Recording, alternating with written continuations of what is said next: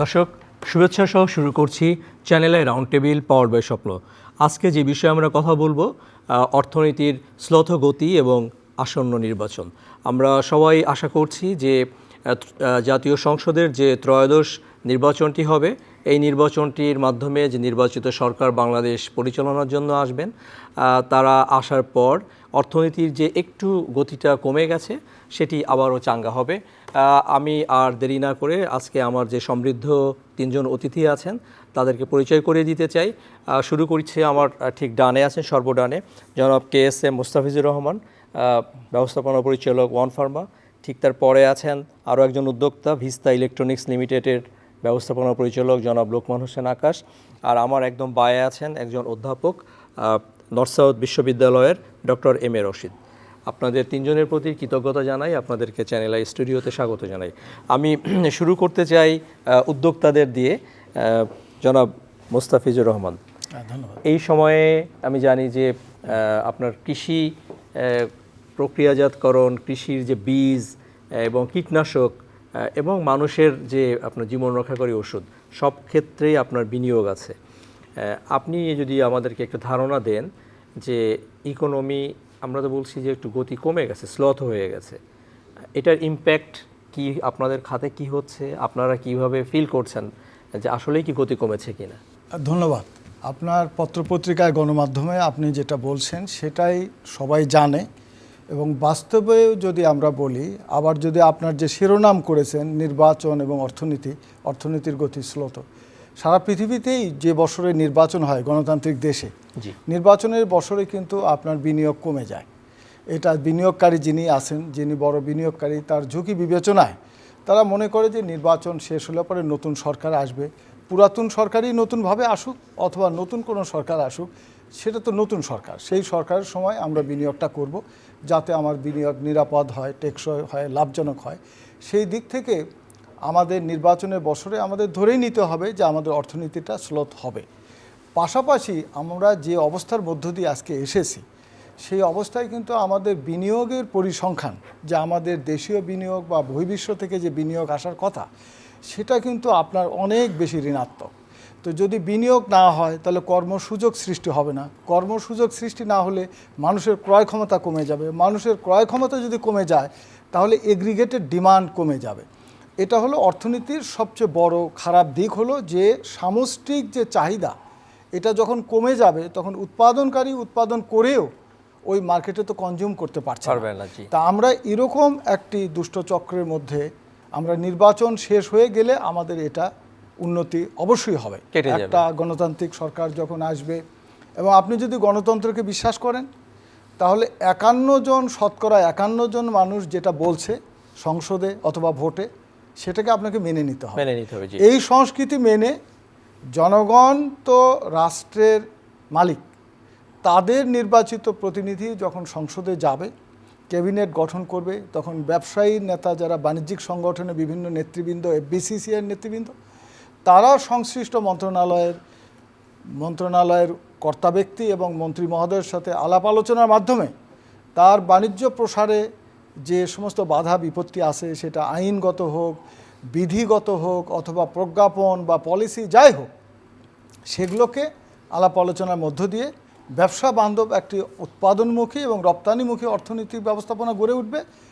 Automatically আমাদের অর্থনীতি বড় হবে, এগ্রিগেটেড ডিমান্ড বড় হবে, মানুষের ভোগ বাড়বে, বিনিয়োগ বাড়বে, আমদানি বাড়বে, রপ্তানি বাড়বে, সব কিছুই আপনার বেশি বেশি হবে। একদম, আপনি খুব সুন্দর করে অর্থনীতির যে কঠিন থিওরি এটি ব্যাখ্যা করলেন। আমাদের সঙ্গে একজন অধ্যাপক আছেন, আমি ডক্টর রশিদ, আপনার কাছে জানতে চাইছি, আমরা যে বিষয়ে কথা বলছি যে নির্বাচন এই বছর, বিনিয়োগ কম, উৎপাদন কম, খরচও কম, আমাদের ভোগ যদি বলি, খরচ মানে ভোগ মিন করছি, কিন্তু আবার একজন উদ্যোক্তা তিনি বলেছেন আসার কথা যে একটা নির্বাচিত সরকার আসলে এই যে একটা দুষ্টু চক্র, উনি বলেছেন দুষ্টু চক্র থেকে আমরা বেরিয়ে যাব। আপনার পর্যবেক্ষণ?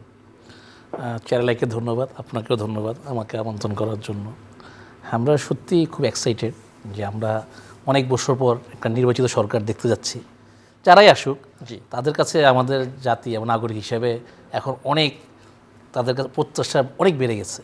কারণ আমাদের প্রত্যাশা, আমরা জানি লম্বা সময় আমাদের প্রায় বন্ধ হয়ে গেছিলো ফ্যাসিস্টদের শাসক ব্যবস্থার কারণে। এখন যে জনগণের যে সরকার আসবে, আমি বলবো জনগণের যে সরকার আসবে, জনগণ যাদের সাথে সম্পৃক্ত থাকবে, জনগণ যদি সম্পৃক্ত থাকে তাহলে আমাদের যে ব্যবসায়ীরা, যেই উদ্যোক্তা যারা আছেন দেশি এবং বিদেশি, যে আমাদের দেশি বিনিয়োগের উদ্যোক্তারাও এখন থেমে আছেন আমাদের নতুন সরকারের পলিসি দেখার জন্য, সহযোগিতা দেখার জন্য, এবং বিদেশিরা তো থেমেই আছেন। আমরা আশা করি যে আমাদের যে 100টা ইকোনমিক জোন ধরা হয়েছে এবং সেটা পরিকল্পনায় যেন না থাকে, সেটা যেন বাস্তবায়ন হয়। এবং 100টা ইকোনমিক জোনে আমরা যতটুকু জানি যে 4 কোটি লোকের একটা বিশাল ব্যবস্থা, কর্মসংস্থান, এবং দেশি বিনিয়োগ ছাড়াও চায়না এবং জাপানের যে বিনিয়োগের কথা শুনছি, যেমন জাপানের $200 বিলিয়ন বিনিয়োগ করার কথা, যেটা তারা 2,500 থেকে তারা নারায়ণগঞ্জ থেকে শুরু করতে চাচ্ছিল, এবং চাইনিজদের বিনিয়োগের কথা শুনি যে $100 বিলিয়ন, এগুলো বিলিয়ন ডলারের মতো।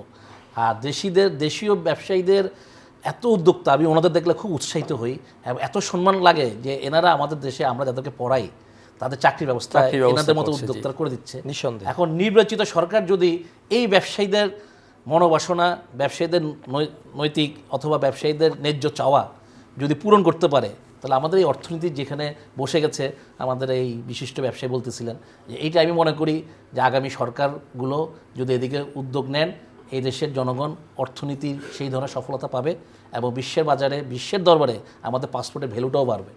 আমরা চাই এদেশে ভারী শিল্প আসুক এবং এই ভারী শিল্পগুলো অর্থনীতির জোনগুলো দিয়ে শুরু হোক। এবং আমাদের আরেকটু চাওয়া হলো যে নাগরিকরা যেন সুযোগ সুবিধা পায়, বিশ্বমানের সুযোগ সুবিধা পায়। নির্বাচিত সরকার যেন নাগরিকদের সুযোগ সুবিধাকে তারা উজ্জীবিত করে। এবং আমরা আরও চাই যে বাংলাদেশের চিকিৎসা ব্যবস্থা সেটাই বিশ্বমানের না হলেও কাছাকাছি মানের যেন যায়, মানে আশেপাশের দেশগুলোর এবং সঙ্গে। আমি একটা খালি এখানে স্ট্যাটিস্টিক দিচ্ছি যে 2019 সালে যেই বাংলাদেশে চিকিৎসা করতে ভারতবর্ষে গিয়েছিল 30 লক্ষের মতো, তো আমাদের যে ইমিগ্রেশন রিপোর্ট যে 30 লক্ষের মতো ভারতে চিকিৎসা করতে গিয়েছিল 19 সালে, পরেরগুলো আমার কাছে এই মুহূর্তে মাথায় নেই। তো এই যে 30 লক্ষ লোক যেই টাকা নিয়ে গেছে বাংলাদেশ থেকে চিকিৎসা করার জন্য, জি, যদি আমাদের ব্যবসায়ী উদ্যোক্তারা চিকিৎসা ব্যবস্থার মধ্যে যদি তারা এখানে বিনিয়োগ করে এবং সরকার যদি তাদের সম্পূর্ণ সহযোগিতা করে বা কাছাকাছি সহযোগিতা করে, আমাদের এখানে বিলিয়ন বিলিয়ন ডলার বাংলাদেশে থেকে যাবে নিশ্চয়ই নিশ্চয়ই। নিশ্চয়ই। আমি আবার আপনার কাছে আসবো। আমি ভিস্তা ইলেকট্রনিক্সের ব্যবস্থাপনা পরিচালক জনাব লোকমান হোসেন আকাশ। আপনার কাছে জানতে চাই, আপনারা যে প্রোডাক্টটা তৈরি করছেন এটি তো এমনিতেই একটু স্লো আইটেম, মানে আমি বলছি আগে আমার খাবার থাকতে হবে, কাপড় থাকতে হবে, আমার মাথা গোজার ঠাই থাকতে হবে, তারপর আমি লেখাপড়া আছে, এরপর আমি টেলিভিশন, ফ্রিজ, এই যে এগুলো আসলে বিলাস পণ্য বলাটাও ঠিক না, এখন এটি জীবনের সঙ্গে ওতপ্রোতভাবে জড়িয়ে গেছে। তারপরও মানে ইকোনমি যে আমরা স্লথ গতি বলছি, এটার কি আপনারা আপনাদের সেলসে কোনো ইম্প্যাক্ট টের পাচ্ছেন কিনা? আচ্ছা, আমি প্রথমে বলি যে আপনার যে ধারণা যে এটা একটা বিলাসী পণ্য কিনা, না, আমিও বলেছি এটা বিলাসী পণ্য আর বলা উচিত না। আচ্ছা যাই হোক, মানুষের আমি ক্রয় ক্ষমতার সাথে হ্যাঁ, সম্পর্ক আছে। আমি 3টা প্রোডাক্টের নাম বলবো যেটা পৃথিবীতে এই ডিমান্ড বাড়বে, কখনো কমবে না। এর মধ্যে 1 নাম্বার হচ্ছে যে আমাদের যেটা ফিজিওলজিক্যাল নিডস, খাদ্যদ্রব্য। দ্বিতীয় পজিশনে আছে মেডিসিন, যেটা বেঁচে থাকার জন্য দরকার। এরপরেই এটার সাথেই কিন্তু আপনার ক্লথিং, এটা তো লাগবেই, কারণ এটা তো একটা আলাদা একটা ইস্যু। এরপরে যদি কোনো প্রোডাক্ট লাগে সেটা কিন্তু ইলেকট্রনিক্স পণ্য। অর্থাৎ আপনি আপনার প্রত্যাহিক জীবনে যদি সকাল থেকে শুরু করে রাত্রি অবধি যে ঘুমাবেন, আপনার প্রতিটা পার্টেই আপনার ইলেকট্রনিক্স ডিভাইস ইম্পর্টেন্ট।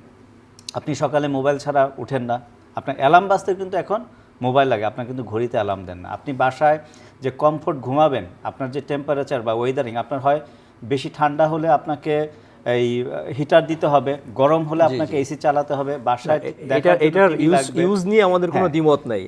আমরা জানতে চাওয়া হচ্ছে যে সেলসে আপনাদের কোনো প্রভাব টের পাচ্ছেন কিনা, বা উৎপাদন আপনার কি একই গতিতে আছে? না না না, এটা তো একটা স্লথ গতি যেটা আছে যেটা হচ্ছে যে বাংলাদেশের টোটাল ইলেকট্রনিক্স মার্কেট হচ্ছে প্রায় 60,000 কোটি টাকার market. It's a very big market. 18 কোটি লোকের মধ্যে এই 60,000 কোটি টাকার মার্কেট, এটা কিন্তু আমরা এটাকে অনেক প্রসপেক্ট ভাবি।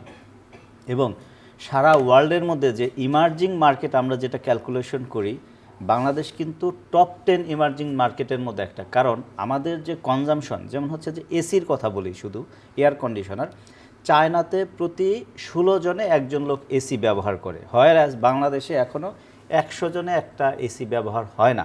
অর্থাৎ আমাদের যে ক্রমান্বয়ে ইকোনমিক্যাল ডেভেলপমেন্ট হচ্ছে, এবং এটা কিন্তু কন্টিনিউয়াস প্রসেস হবে, আরও হবে। কেন হবে? যে বাংলাদেশে 18 কোটি লোকের মধ্যে 1,30,00,000 প্রবাসী কিন্তু বিদেশে থাকে, অর্থাৎ 1,30,00,000 পরিবার কিন্তু সলভেন্ট হচ্ছে।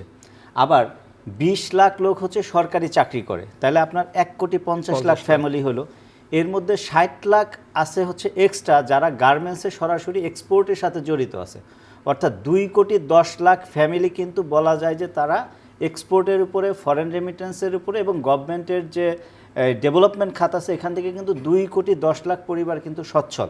অর্থাৎ যে 4.5 কোটি পরিবার, অর্থাৎ 18 কোটি লোককে যদি আমরা প্রতি 4 জন একটা স্ট্যান্ডার্ড ফ্যামিলি ধরি, 4.5 কোটি পরিবারের মধ্যে কিন্তু 2,10,00,000 পরিবার কিন্তু সচ্ছল। জি, আমরা কিন্তু এটা বলি। তো সেই হিসেবে যদি আমি শুধু ফ্রিজের মার্কেট বলি, যে গত 16 বছর বাংলাদেশে আমরা প্রায় 4 কোটি ইউনিট ফ্রিজ বিক্রি করছি, 4 কোটি ইউনিট।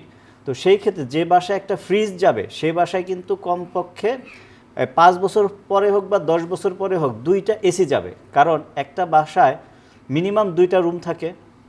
সাপোজ আপনি যদি নিজে একটা এসিতে থাকেন, আপনার মা বাবা যেই থাকুক বা বাচ্চার জন্য কিন্তু আপনার আরেকটা এসি লাগে।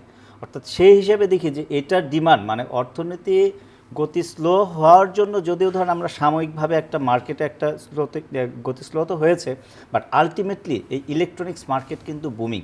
এবং হয়তো আমরা যেটা ক্যালকুলেশন করছি যে গত 1.5 বছরে, মানে বাংলাদেশের ইতিহাসে গত 1.5 বছরের মধ্যে ইলেকট্রনিক্স গতিটা স্লো হয়েছে বা ডিক্লাইন স্টেজে আছে, বাট এটা কিন্তু রিকভার করবে আফটার ইলেকশন। কারণ হচ্ছে যে এই যে আমরা যদি জাস্ট ইলেকশনের এই ইটাই দেখি, ক্যাম্পেইনটাই দেখি, যে ইলেকশনে যারা এই নির্বাচন করবে, দেখেন যে বিএনপি বা সবগুলো দল মিলে কত পার্সেন্ট ব্যবসায়ী, তার হলফনামা দেখেন, বিএনপি তো অলমোস্ট 70% কিন্তু ব্যবসায়ী। অর্থাৎ সে চিন্তাই করতেছে সে কেনাকাটা করবে বা ব্যবসাটা তার, সাপোজ গত 17 বছর তার ব্যবসাটা স্লো ছিল, সে এখন আগামী 5 বছর একটা স্বপ্ন দেখতেছে তার ব্যবসাটা রিকভার করবে। তো আমার দেশে যেটা হচ্ছে যে এটা হয়তো অনেক দেশেই হয় না, বাট এখান থেকে আমাদের বের হয়ে আসতে হবে যে পলিটিক্যালের সাথে মানে বিজনেসটাকে যদি একটু আমরা আলাদা সেগ্রিগেশন করতে পারি, এটা দেশের জন্য একটা বড় বাম্পিং আমাদের একটা পজিশন চলে আসবে। এবং এটাই কিন্তু এখন হওয়া উচিত। আমরা যেটা চাই, আমাদের প্রফেসর ভাই যেটা বললেন, যে আমরা এখন চাচ্ছি যে এখন তো আসলে বাংলাদেশ মানে আমরা একটা জাতি, তাই না? এখন আমাদের মধ্যে যেন বিভক্তি আর না হয়, যা হওয়ার হয়ে গেছে। এখন স্বাধীনতা হয়ে গেছে অলমোস্ট 55 বছর। এখন যদি আমরা সেই 55 বছর আগের ইতিহাস নিয়ে কাদা ছুড়াছুড়ি করি, আমরা ভাই জীবনে আগাতে পারবো না। আপনি দেখেন পৃথিবীতে গত 30 বছরে যে ডেভেলপমেন্ট হয়েছে, চায়না 1998 সালে শুধুমাত্র আমেরিকাতে তারা কোটা ফ্যাসিলিটি পাওয়ার পর থেকে, ডিউটি ফ্রি ফ্যাসিলিটি পাওয়ার পর থেকে যে ডেভেলপমেন্ট হয়েছে, তার 100 ভাগের 1 ভাগও কিন্তু বাংলাদেশে হয় নাই। কেন হয় নাই? শুধুমাত্র এই যে পলিটিক্যাল আমরা নিজেরা কাদা ছোড়াছুড়ি করি, তাই না? তো এখানে আমার কথা হচ্ছে যে ভাই নির্বাচনের মতো চলুক, পলিটিক্সের মতো চলুক। যারা আমরা ব্যবসা করি আমরা আমাদের মতো চলি। আমাদের একটা পলিটিক্যাল ভিউ পয়েন্ট থাকতে পারে, এটা প্রত্যেকেরই আছে, সেটা আপনি ভোটের মাধ্যমে প্রয়োগ করেন, বাট এটা যেন বাস্তবে ফিল্ডে না আসে। কিন্তু অলরেডি আপনি নিজেই বলেছেন 70% ব্যবসায়ী, সো এটা সেগ্রিগেট করা কঠিন। আমি একটু আরেকজন ব্যবসায়ী আছে, জনাব মুস্তাফিজুর রহমান, তিনিও নির্বাচন করার আগ্রহ আছে তার, আমি জানি। আপনার যে সেক্টরের কথা আমরা বলছিলাম, ওষুধ, সেটা আমাদের অবশ্যই এটা দরকার লাগে প্রতিদিন। ওষুধের দাম নিয়ে মানুষের মধ্যে নানা ধরনের কনফিউশন আছে যে আপনারা অনেক লাভ করেন, হ্যাঁ, আপনাদের মার্জিন অনেক বেশি, হ্যাঁ, কিন্তু আপনারা চাইলে আরও ওষুধের দাম কম রাখতে পারেন, সেটা আমাদের ভোক্তাদের জন্য একটু সহনশীল হয়। এই বিষয়টা যদি আপনি ব্যাখ্যা করেন। ধন্যবাদ আপনাকে, অনেক ধন্যবাদ যে আপনি আমাকে সুযোগ দিয়েছেন যে এই বিষয়টা পুরো জাতির সঙ্গে আপনাদের মাধ্যমে মানুষ জানবে। দেখুন, আমাদের দেশে 80 সালে একটা ঔষধ নীতিমালা হয়, জি, যার মধ্য দিয়ে আমাদের দেশে এই আমদানি নির্ভর ঔষধ শিল্পটা এটা উৎপাদনমুখী এবং রপ্তানিমুখীতে পরিণত হয়। এখন আমাদের দেশে 98% চাহিদা আমাদের দেশীয় কোম্পানিগুলো উৎপাদন করে পৃথিবীর 160টা দেশে রপ্তানি করে, যে ঔষধের মূল্য হলো 35,000 কোটি টাকা। এই 35,000 কোটি টাকার এই ঔষধটা সরাসরি যদি আমেরিকার বাজারে নিয়ে যান, তাহলে এটা 5 গুণ বেশি দামে, প্রায় 2 লক্ষ কোটি টাকার এর বাজার মূল্য আছে, মানে কম পক্ষে। আবার যদি ওটাই যদি আমেরিকা থেকে আমাদের দেশে নিয়ে আসেন, তাহলে এটার 4 লক্ষ কোটি টাকায়, মানে আরও 4-5 গুণ বেশি হবে। তাহলে আপনি দেখছেন যে আমাদের এই ঔষধটা আপনারা যে দাম বেশি বলেন, আপনি তুলনা করবেন কার সাথে? নিশ্চয়ই আমেরিকার সাথে না, না, আপনি ভারতবর্ষের সাথে তুলনা করবেন, চায়নার সাথে তুলনা করবেন, যে আমার প্রতিবেশী দেশের আমাদের সাথে। প্রতিবেশীতে। চায়নারা প্রতি মাসে মানে বৈধ অবৈধ বলবো কিনা জানি না, সরকারের মৌন সম্মতিতে কত শত শত কোটি টাকার ঔষধ প্রতি মাসে নিয়ে যাচ্ছে চায়না। তাহলে নিশ্চয়ই তার ওখানকার চেয়ে দাম এখানে কম। এবং ভারত মানে আমাদের দেশ থেকে যাচ্ছে চীনে, আমাদের দেশ থেকে যাচ্ছে, Okay. আপনি অ্যান্টি ক্যান্সার ড্রাগ যেগুলো সেগুলো যাচ্ছে।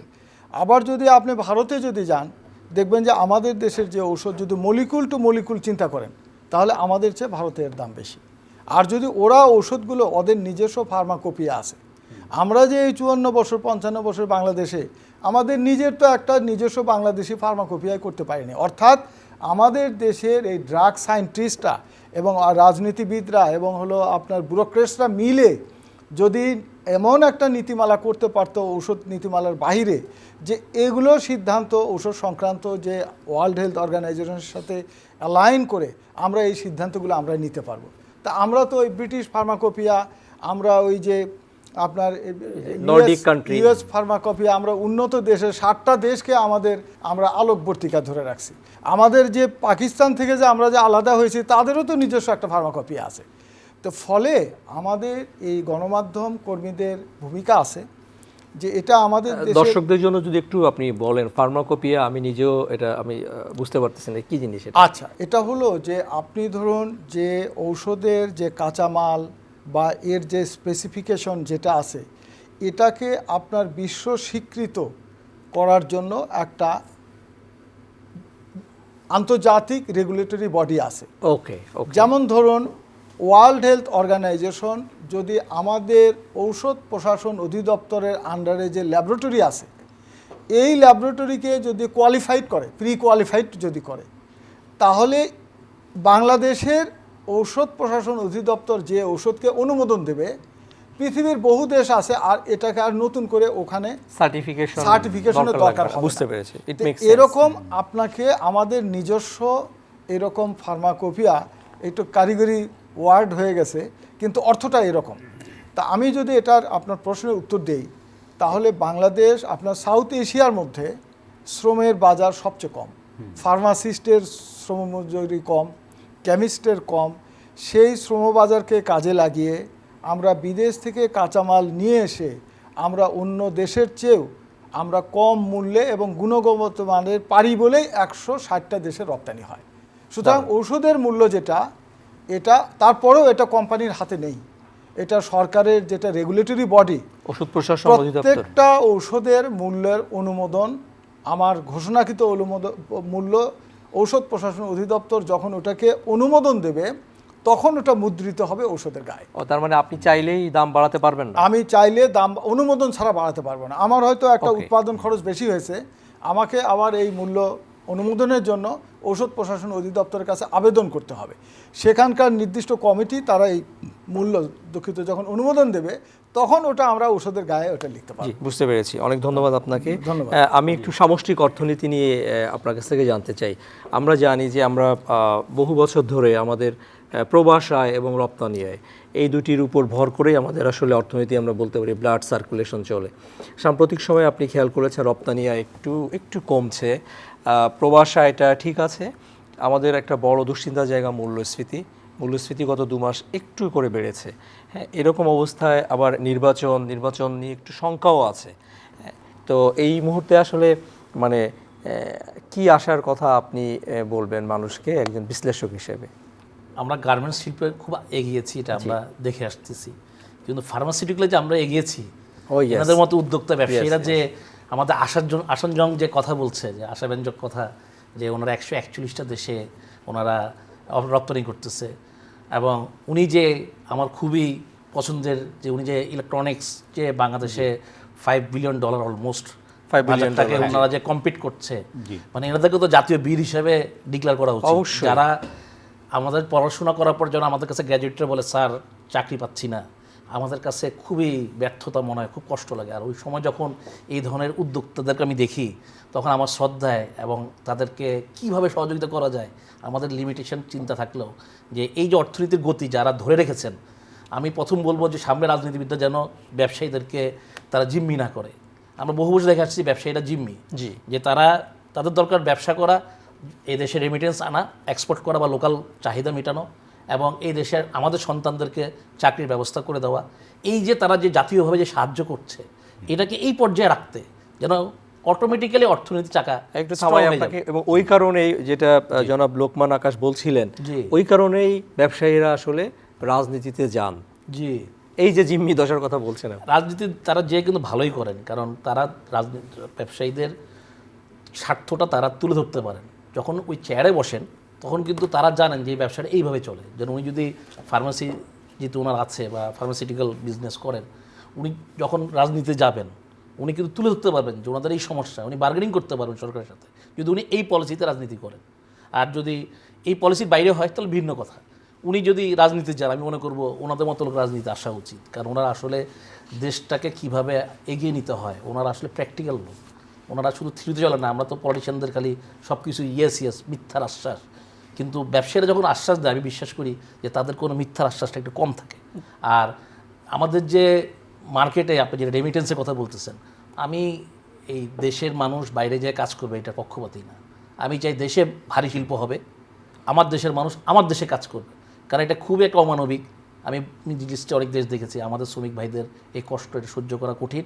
এবং যতক্ষণ না আমাদের এই 100 ইকোনমির কথা আমি প্রথমে বলেছি, এই 100টা ইকোনমিক জোন যদি ভরে যায় তাহলে আমাদের এই শ্রমিক বাইরে যাবে না, বাইরের শ্রমিক এখানে চলে আসবে। Right. এবং এইটাই আমাদের পাসপোর্টের ভ্যালুটা আপনি নিশ্চয়ই জানেন, বাংলাদেশের পাসপোর্টকে খুব আন্ডারমাইন করা হয়। খুবই অমর্যাদা দেখে। এইটাকে বাড়ানোর একটাই মুক্ত উপায় হলো এই ধরনের ব্যবসায়ীদেরকে বীরের কাতারে নিয়ে আসা সেখানে তো এবং আপনাদের সাহায্য একটা করা। বড় ভূমিকা আছে একাডেমিয়া, কারণ আমাদের Sure. অন্য আবার দক্ষ লোক পায় না। আপনার এই মুহূর্তে যদি বলেন, হ্যাঁ, লক্ষ লক্ষ বিদেশি নাগরিক কিন্তু এখানে কাজ করছেন। খুবই সো ওই যে ইন্ডাস্ট্রি এবং একাডেমিয়ার যে যোগসূত্র যেটা, সেখানে আপনাদের তো একটা বড় ভূমিকা আছে। অবশ্যই এখানে আমি বলবো যে শিক্ষা ব্যবস্থা সরকারের, আপনি যদি দেশের আনাচে কানাচে সব শিক্ষা ব্যবস্থা যদি আন্তর্জাতিক মানের হয়, কাছাকাছি হয়, তাহলে ওনারা স্কিল লোক পেতে ওনাদের সমস্যা হবে না। শুধু দু একটা ইউনিভার্সিটি ভালো থাকলে হবে না, আমি চাই শিক্ষা ব্যবস্থা ঢেলে সাজানো। যেহেতু আমরা সবাই বাইরে কম বেশি পড়াশোনা করেছি, আমরা জানি বাইরের শিক্ষা ব্যবস্থাটা কীরকম। ওয়াই নট বাংলাদেশে অবশ্যই এটা হতে হবে, কারণ বাংলাদেশের আর এই শিক্ষা মন্ত্রণালয় বা যারা নীতি নির্ধারক তারা তো ওনাদের ট্যাক্স ফ্যাটের টাকাই ওনাদের সব কিছু, ওনাদের পরিচয়। তো ওনারা যদি এই ওনাদের চাহিদা অনুযায়ী যদি আমরা স্কিল লোক তৈরি করি, সেটা নট নেসেসারি একেবারে গ্র্যাজুয়েট হতে হবে, মাস্টার্স হতে হবে, যে যেমনে কর্মমুখী শিক্ষা আর কি, এটা আমাদের খুবই প্রয়োজন। খুবই ঠিক বলেছেন। আমি ভিস্তা ইলেকট্রনিক্সের ব্যবস্থাপনা পরিচালক লোকমান হোসেন আকাশ, এই মুহূর্তে আপনারা মানে আপনাদের সেক্টরের কথা যদি বলি, নীতিগতভাবে কোনো জায়গায় কি হার্ডল ফেস করতেছেন, যেটা নির্বাচিত একটা সরকার আসলে আপনাদের চাওয়া থাকবে যেন এই জায়গাতে অ্যাড্রেস করে? জি, অবশ্যই এখানে একটা বড় টেকনিক্যাল প্রবলেম আছে, সেটা হচ্ছে যে ব্যাংকিং, বুঝছেন, যেটা হচ্ছে যে সাপোজ আপনার বাংলাদেশ ব্যাংকের রিফাইন্যান্সিং স্কিমে এখন 25,000 কোটি টাকার একটা ফান্ড প্রতি বছর দেওয়া হবে। এটা হচ্ছে যে ইন্ডাস্ট্রিকে তারা করে দিয়েছে, মানে আপনার সেগ্রিগেট করে দিয়েছে। এর মধ্যে থার্স্ট সেক্টর যেটা মানে মোস্ট মানে পসিবিলিটি যে সেক্টরগুলো আছে যেগুলো বুস্ট করবে, যেমন আমার electronics industry, light engineering industry.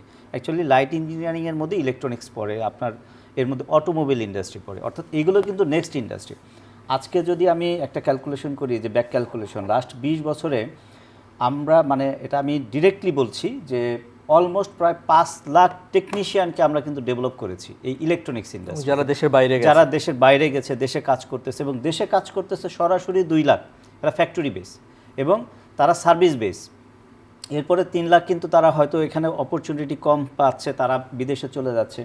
এরপরে আমরা প্রায় 10,000 ইঞ্জিনিয়ার, যারা আপনার software engineer, computer engineer, civil engineer, আপনার ইলেকট্রিক্যাল ইঞ্জিনিয়ার, ট্রিপলি ইঞ্জিনিয়ার, এগুলো কিন্তু আগে এই দেশে এই প্র্যাকটিস করার কোনো ওয়ে ছিল না, যেটা কিন্তু ইলেকট্রনিক্স ইন্ডাস্ট্রি যখন আমরা 2006-07 সালে বাংলাদেশে শুরু করেছি, এরপর থেকে কিন্তু শুরু হয়েছে। বর্তমানে বাংলাদেশে আমরা যেমন হচ্ছে 12টা ইন্ডাস্ট্রি আছি যারা আমরা VAT registered manufacturing company electronics ইন্ডাস্ট্রিতে। তো এই ইন্ডাস্ট্রি যদি আরেকটু বাড়ে, আর যে কথায় ছিলাম সেটা হচ্ছে যে সমস্যা ফেস করছে কিনা, সমস্যাটাই হচ্ছে যে ব্যাংক চায় সবসময় তার সেফ জোনে ইনভেস্ট করতে। অর্থাৎ বাংলাদেশ ব্যাংক কিন্তু তাকে স্কোপ দিয়েছে যে তুমি ইলেকট্রনিক্স ইন্ডাস্ট্রিতে বিনিয়োগ করো, বাংলাদেশ ব্যাংক কিন্তু বুঝেই দিয়েছে, বাট আমার যে ব্যাংকগুলো আছে তারা কিন্তু সে এখানে বিনিয়োগ করছে না। আর এই ইন্ডাস্ট্রিটা হচ্ছে আপনার মোস্ট টেকনিক্যাল ইন্ডাস্ট্রি। এখানে মনে করেন যে আপনার বাবার একটা গার্মেন্টস আছে 20 বছর, গার্মেন্টস ইন্ডাস্ট্রিটা জাস্ট একটা সুইং ইন্ডাস্ট্রি। আপনার কাপড় আসে, আপনার যত অ্যাক্সেসরিজ আছে সবই আসে, জাস্ট আপনি সেলাই করে আপনি এক্সপোর্ট করে দিলেন। আপনার ভ্যালু এডিশন কত? আপনি যদি আপনার ফ্যাক্টরি ভ্যালু এডিশন চিন্তা করেন, it is not more than 10%। মানে আপনি যদি Total, আপনার জি। ফ্যাক্টরিটা চিন্তা করেন Okay. যে আপনি আসলে কি করছেন। এখন তো অনেক নিট কম্পোজিট হয়েছে বা ওভেন কম্পোজিট হয়েছে, বাট সব ফ্যাক্টরি তো তা না, তাই না? আপনি কি করছেন, জাস্ট আপনি ওই সিএম নিচ্ছেন, ধরেন আপনার 1 ডজনের জন্য আপনি $5 রাখছেন, ওটার জন্য আপনাকে আরেকটা হয়তো 2% বা 3% একটা বেনিফিট দিচ্ছে, দ্যাটস অল। এর বাইরে কিন্তু কিছু সরকারি নাই। যেটা হ্যাঁ, প্রণোদনা। কিন্তু ইলেকট্রনিক্স ইন্ডাস্ট্রি যখন হবে, এখানে কিন্তু আমার ভ্যালু অ্যাডিশন অনেক বাড়বে। আমি সফটওয়্যার ডেভেলপ করব, আমি হার্ডওয়্যার ডেভেলপ করব, আমি এখানে ওই যেমন ক্রুড অয়েল থেকে ভ্যালুয়েশন যে কিভাবে বাড়বে? গার্মেন্টস তো অনেক কিছু আমাদের এখানে এখন হয়, অ্যাক্সেসরিজ আচ্ছা। হয়, কার্টুন হয়, আপনার সুতা আনার পরে যে জিনিসগুলো হয়, কিন্তু আমার যে মেটাল টেটাল যেগুলো, এগুলো কিভাবে আমরা? আচ্ছা, ভ্যালু এডিশন নিয়ে আমার একটু দ্বিমত আছে, আমি বলি। ভ্যালু, আপনি যে আমাদের অনেকেই বলে যে গার্মেন্টসের ভ্যালু এডিশন 90% পর্যন্ত, নো। আপনার গার্মেন্টসের মূল উপাদান কি বলেন? কটন। তুলা। কটন কি আমার দেশে হয়? আমার দেশে কি 5% কটন হয়? তাও হয় না। তাহলে একটা কটনের মেজর পার্ট, অর্থাৎ একটা গার্মেন্টসে যদি আপনার $5 প্রাইস হয়, এর তো $2 চলে যায় আপনার সুতায়। জি। আচ্ছা, $1 চলে যায় কেমিক্যালে, ডাইংয়ে, তাহলে কত হলো? $3। $1 চলে যায় এক্সেসরিজ এবং আদার্স মিলা, অ্যাক্সেসরিজ অনেক তাহলে কিছু আমরা $4 করি চলে এখন। যায়, তাহলে অ্যাক্সেসরিজ আমরা করি। হ্যাঁ, আপনার মূল ভ্যালু এডিশন কত? আপনি সেলাই করেন, টাইম, আপনার যে worker, that is your value addition. Okay, আপনার সেক্টরে ভ্যালু কিভাবে করবে? ইলেকট্রনিক্স ইন্ডাস্ট্রিতে বেশি আছে। এই যে ভাইরা এতগুলা ইঞ্জিনিয়ার ডেভেলপ করতেছে, তৈরি করতেছে, ও তো সফটওয়্যার তৈরি করবে, ও তো আমার একটা মনে করেন যে হার্ডওয়্যার, যেমন হচ্ছে আমরা গুগল অ্যান্ড্রয়েড টিভি তৈরি করি। গুগল অ্যান্ড্রয়েড টিভিতে কিন্তু সফটওয়্যারের একটা ভ্যালু আছে।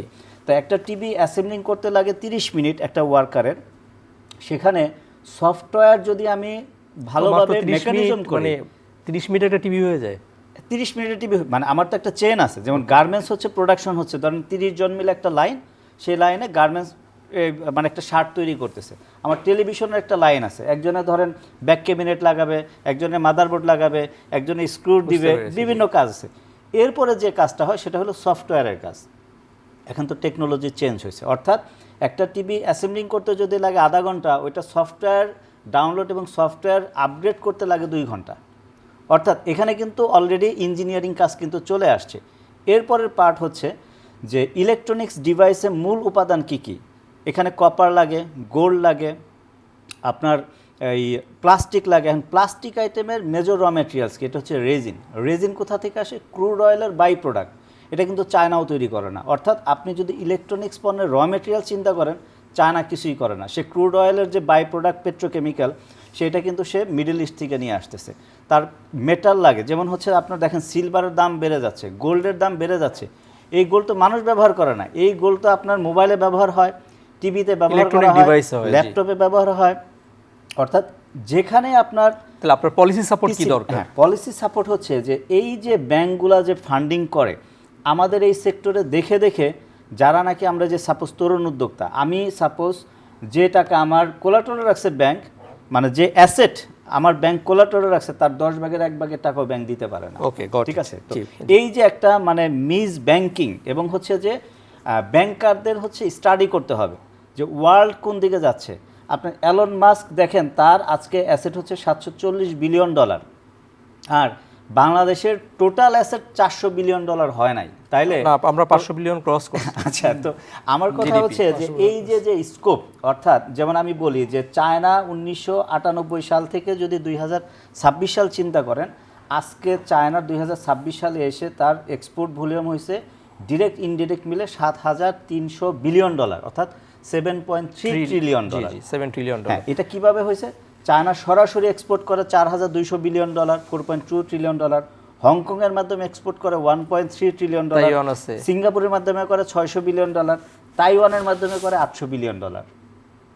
তো আমার দেশে তো আমরা এখনো শুধু কাপড়ে পড়ে আছি ভাই। এই যে একটা ইয়াং একটা টেকনিক্যাল পোলাপান, বা এই যে যেটা আমরা বলি যে জেনজি যে আসছে, এরা তো ভাই খুব সেন্সিটিভ, শার্প, ঠিক আছে? ও সারা রাত বসে থাকে, ও কিন্তু সারা রাত সারা ওয়ার্ল্ডের কাজ করে। আপনি যে কোনো তথ্য দেখবেন, ও সেকেন্ডে ওর কাছে কিন্তু আছে, ও ও কিন্তু এই যে আমরা তো outsourcing এ number 2 আউটসোর্সিং এর নাম্বার 2, এটা কিন্তু আরো ভালো হওয়ার স্কোপ আমরা আছে। শেষ করব জি। জনাব লোকমান। আমি আপনার আরো কথা সময় দিতে বলে ভালো লাগতো। আমি একটু আমার আরেকজন অতিথি জনাব মুস্তাফিজুর রহমান, আপনার কেমিক্যাল সেক্টরে বিশেষ করে আমি বলছি Agrochemicals। জি অ্যাগ্রোকেমিক্যালের এইখানেও আপনার উদ্যোগ আছে।